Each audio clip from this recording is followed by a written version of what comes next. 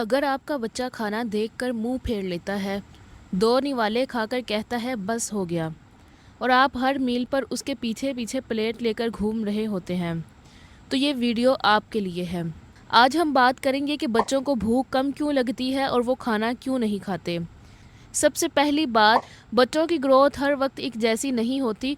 कुछ पीरियड्स में उनकी ग्रोथ बहुत कम हो जाती है, तो नेचुरली उनकी भूख भी कम हो जाती है। दूसरे नंबर पर यह हो सकता है कि बच्चे खाना खाने से पहले कुछ ना कुछ खा लेते हैं, जैसे बिस्किट, चिप्स, चॉकलेट, जूस या दूध पी लेना, और जब खाना खाने का टाइम आए तो बच्चे को भूख नहीं लगती।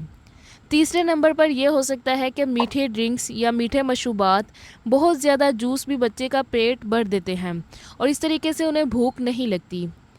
और चौथे नंबर पर यह हो सकता है कि अगर हर मील पर हम बच्चे को फोर्स करें, बस एक और निवाला खा लो, ये ख़त्म कर लो, जब तक प्लेट ख़त्म नहीं होगी उठना नहीं, तो बच्चे के लिए खाना एक स्ट्रेसफुल एक्सपीरियंस बन सकता है।